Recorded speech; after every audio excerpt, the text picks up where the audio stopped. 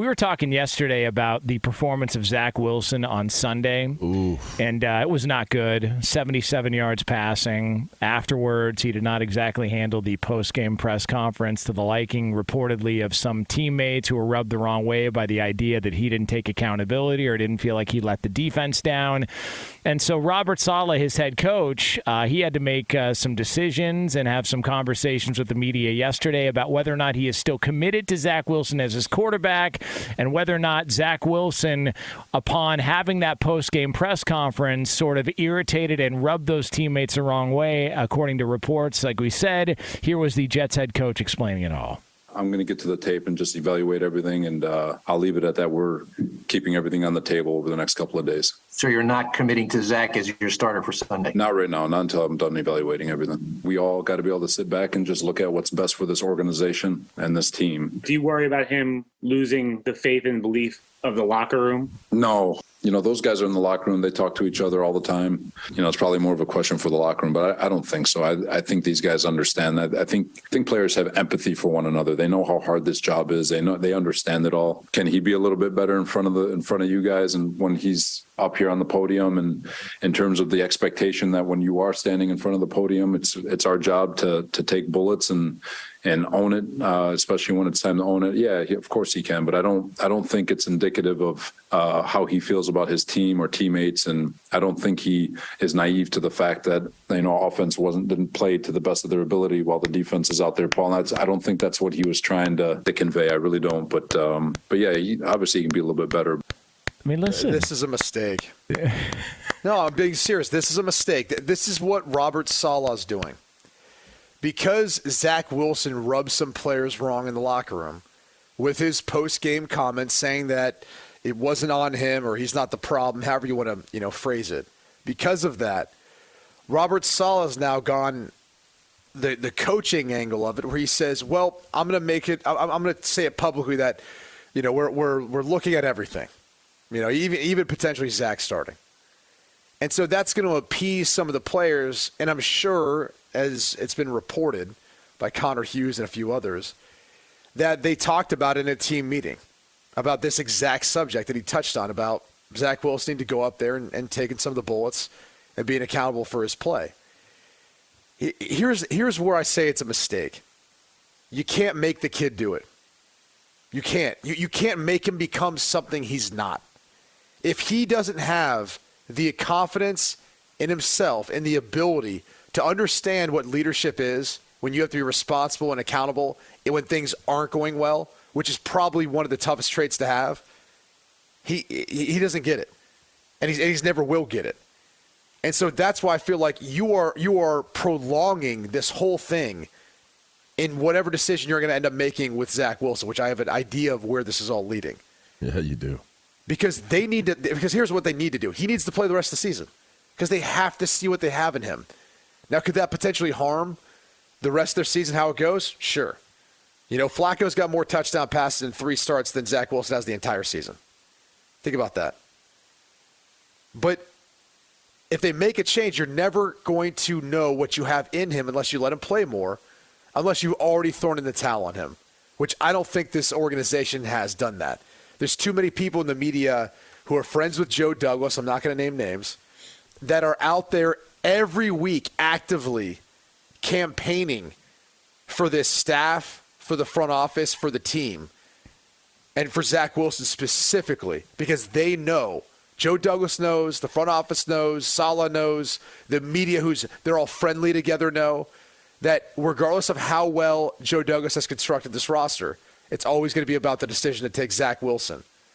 And so I think he'll start this week. If he doesn't, I think that's even a bigger mistake. But if they lose to the Bears and if Fields plays, which, by the way, dislocated his left shoulder, we don't know that we're going to get him this week. But if he does and Fields outplays Wilson, it's going to be very damning on the decision to take Zach Wilson number 2 overall.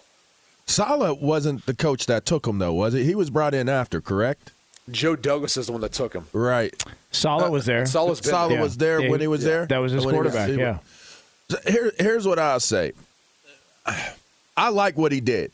And I like what he did because he did place the onus of just just step up in those moments. Like, do a little better in front of these guys so that you're not putting yourself in harm's way with your teammates. I also like the fact that I'm not going to speak for the players in the locker room. If you have a question about what's going on between them, that's a question for the locker room. And I would hope behind the scenes he's letting them know in those same meetings, in the team meetings, that you guys need to handle yourselves appropriately as it applies to the questions that are being asked about you and your teammates and this team. Our affairs should be limited in terms of exposure to the media, especially in New York. As it applies to what I'm going to do with Zach Wilson, if he's not sure, which it sounds like he's leaning towards the fact that this is my assumption, I don't think he believes in him. I don't think he believes in Zach Wilson, and I don't know that he believes that Zach Wilson is the answer for this team. So I'm going to let the film do the talking for me, which we know that film is going to look trash when he looks at it, especially at the end of that game. So if you know the film is going to look like trash, the media already knows it, the teammates already know it, then what are the conversations going to turn into as we move forward? And to me, I almost felt like that was a press conference of sound bites that, one, made me feel like Robert Saleh does get it, and he is candid in his approach to addressing the media. Not if he doesn't bench him. Not if he doesn't go in a different direction. I don't know that. Then it's all for show. I didn't take it that way. I took it as if for what it's worth, I don't feel like he's giving us the best opportunity. I'm going to play it by ear. I'm going to take it as we get it. If he shows that I can't keep him in there, it's going to be because of how he's playing, not because of anything else. You know what it sounded like? You guys ever have a friend who was in a relationship with somebody who was just a pain in the ass, and everybody knew they were a pain in the ass, and they finally broke up with him? No, but every time you talk to them, guy or girl, they would always make excuses for the person they were dating. Well, listen, you just don't understand them. Trust me, I know how it came across, but it wasn't like this. Is now like the second or third time in the last couple of weeks Robert Saleh's had to step up and make excuses and speak on behalf of Zach Wilson. Why is he having to do that? But was that an excuse? Did he make an excuse for it? Why is he having to do that? Why is he having to speak on his behalf and say, well, listen, this is what he meant. Trust me, it's not really like that. It's like this. But is that what he did? Yes. I don't feel like that's what he did. I don't feel like he justified him. How did he justify him? He was saying, well, listen, I don't believe that Zach, could he be a little bit better here, of course, but I don't think that's really what he felt about his teammates, or that he felt like he was doing that for the defense when they were balling out like that. I don't believe that that's good. And also, it's Monday afternoon. He hasn't watched the tape yet? I find that hard to believe. They've watched the tape. Yeah. They watched it. Look, and then, by the way, you know who else has watched the tape? Every other swinging person on Twitter that's now breaking down cut-ups. I mean, right. He missed Denzel Mims on a wide open post over the middle of the field. And there's people who have, broken this down from the multiple angles, from behind the quarterback perspective. He looks like he's looking at him. Why isn't he throwing to him? Denzel Mims is wide open for a touchdown. And instead, he ends up working to his progression, scrambling around. I think he ran on that play for about a 6-yard gain. But it's just, now you've gotten everyone fascinated by how badly he's playing. And he's missing throws and all this. But again, I've been saying this for a while now.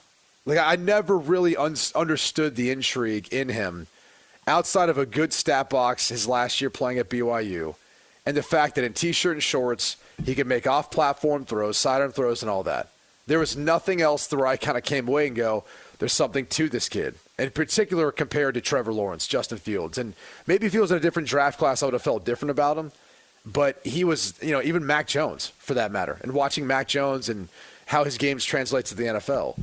All three of those guys in particular, you kind of said, all right, I see all this. I never saw it really with him. And I think you put Joe Flacco back in, or you put another quarterback with that talent, with the way that defense is playing, and this is a team that can climb back in the playoff race.